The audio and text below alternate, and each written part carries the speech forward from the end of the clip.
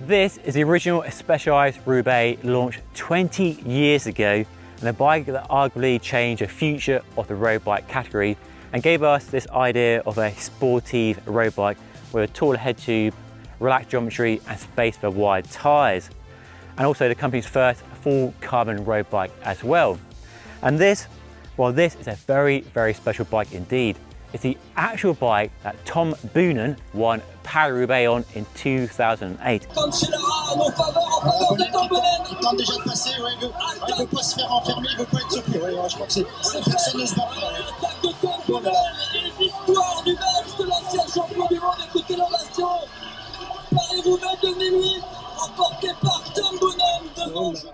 And these two bikes serve as a reminder of just how much road race bikes have changed, adapted and evolved in the last 2 decades. So let's dive into the technology of both bikes, and we'll start with the original Roubaix, launched 20 years ago. I don't think it's an understatement to say this is a hugely important bike because it helped to shape the entire sportive and endurance category of road bike. So this came out in 2003, 2004, and back then your choices if you want a drop bar bike was either a race bike, so stiff, lightweight and very aggressive, or a touring bike if you wanted more comfort.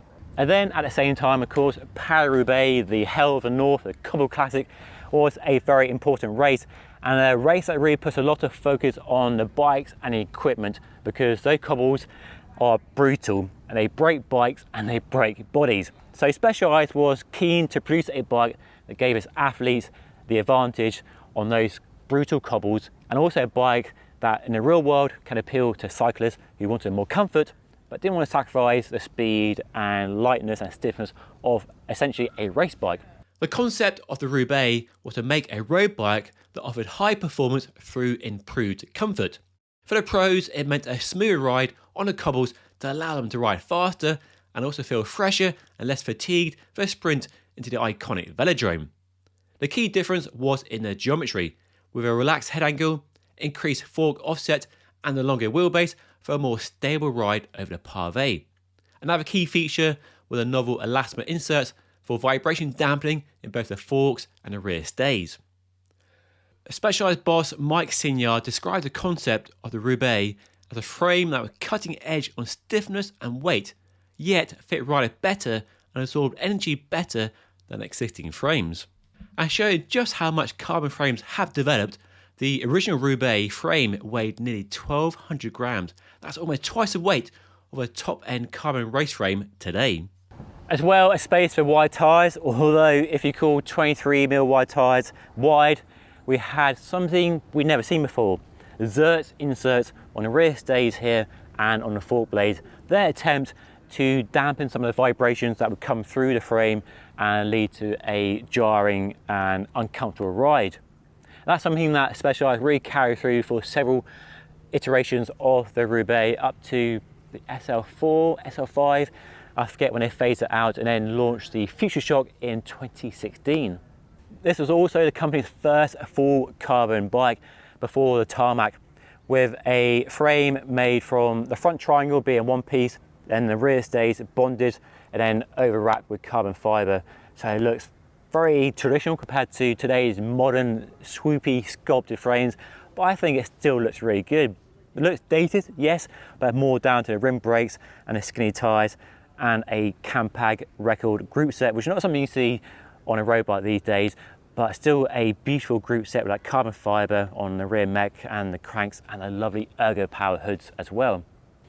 So this Roubaix was a hugely important bike and influential because lots of other bike brands eventually copied Specialized in offering a sporty bike with a taller head tube and bigger tyres, and gave normal cyclists, real world cyclists with no racing aspirations, but still want to ride fast when they can, a bike that actually fitted them and offered more comfort.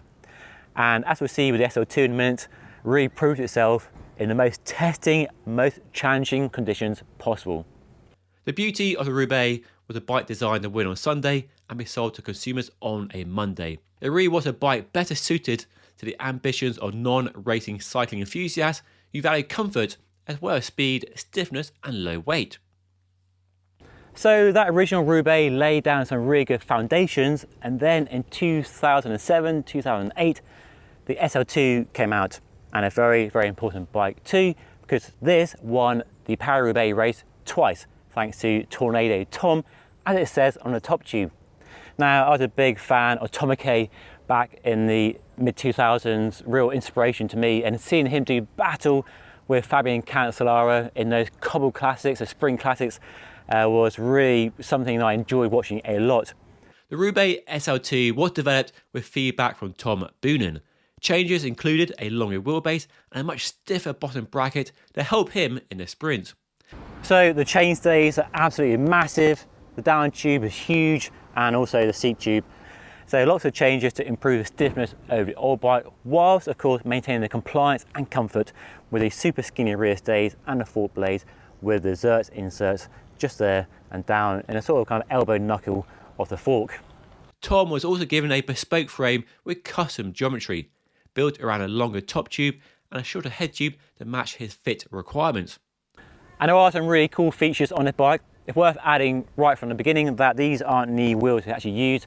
The original wheels would have been Ambrosio rims laced with sapling spokes to DT Swiss hubs with 25mm wide FMB tubular tyres.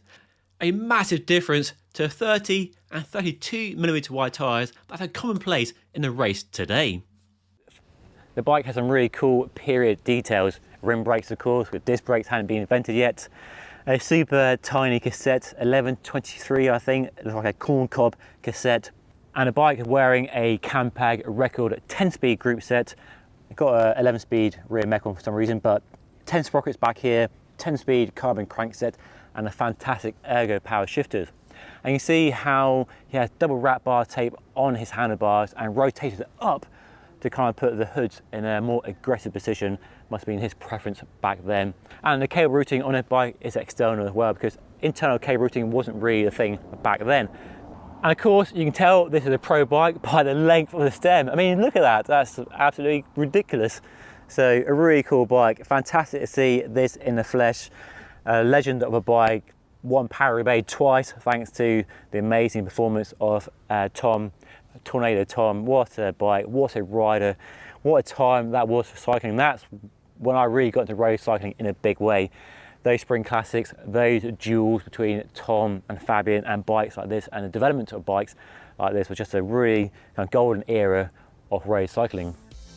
The Roubaix platform has continued to evolve, develop and adapt. The latest 8th generation frame has a future shock delivering 20mm of travel below the handlebars, a lightweight aerodynamic carbon frame and space for 40mm wide tyres and a disc brake only. So as you can see, the Specialized Roubaix has come an awfully long way in the last 20 years. And while the new version is dramatically different to the original, it still aims to offer the perfect blend of speed, comfort and handling, whether you're a pro or a weekend warrior. So there we go, a fascinating insight into the origins of the Roubaix, and also a reminder of just how much road bikes have changed in the last 2 decades. If you want to see a video on the latest generation Roubaix SL8, which I've been riding here at the launch in Portugal, then do watch the video up here. And if you want to see more content like this on a regular basis, then consider subscribing by hitting the button down here. But that is all for today. Thank you so much for watching. I'll see you again very soon. Can't believe Tom actually sat on his saddle, which I've been stroking for the last 10 minutes. Pretty cool. Tornado Tom on the top tube. What a bike indeed.